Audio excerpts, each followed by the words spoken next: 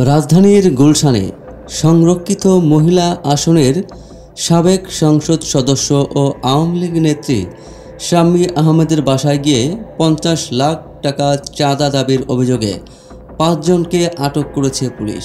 আজ শনিবার রাতে তাদের আটক করে থানায় নেওয়া হয়।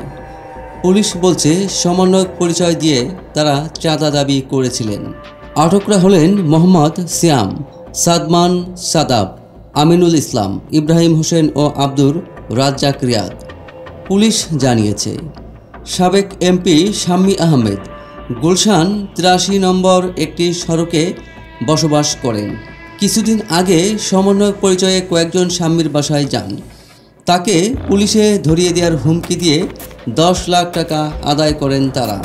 আজ সন্ধ্যায় বৈষম্য বিরোধী ছাত্র আন্দোলনের সম্মিলিত বেসরকারি বিশ্ববিদ্যালয় শাখার ভারপ্রাপ্ত আহ্বায়ক আব্দুর রাজ্জাক রিয়াদ কয়েকজনকে সঙ্গে করে শাম্মীর বাসায় গিয়ে তার স্বামীর কাছে ৫০ লাখ টাকা চাঁদা দাবি করেন। পরে খবর পেয়ে গুলশান থানা পুলিশ রিয়াদসহ ৫ জনকে আটক করে। গুলশান থানার ওসি হাফিজুর রহমান বলেন, আজ দ্বিতীয় দফায় চাঁদাবাজি করতে গেলে ৫ জনকে আটক করা হয়। আটক আব্দুর রাজ্জাক রিয়াদ জিজ্ঞাসাবাদে দাবি করেছেন, ১৭ জুলাই আওয়ামী লীগ নেত্রী শাম্মী আহমেদের গুলশানের বাসায় যান তাকে ধরতে।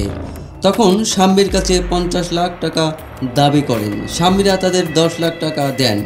আজ ফের চাঁদার টাকা আনতে গেলে ভুক্তভোগী পরিবার থানায় ফোন করে সহযোগিতা চান। তখন ঘটনাস্থলে গিয়ে তাদেরকে আটক করা হয়। এদিকে চাঁদার টাকা নেওয়ার একটি ভিডিও সামাজিক যোগাযোগ মাধ্যমে ভাইরাল হয়েছে। সেখানে দেখা গেছে ১৭ জুলাই সকাল ১০টার দিকে একটি বাসার গেস্ট রুম থেকে টাকা বুঝে নিচ্ছে ২ যুবক। গুলশান থানা পুলিশের একটি সূত্র নিশ্চিত করেছে, ভিডিওটি গুলশানের ৮৩ নম্বর রোডের শাম্মীর বাসার।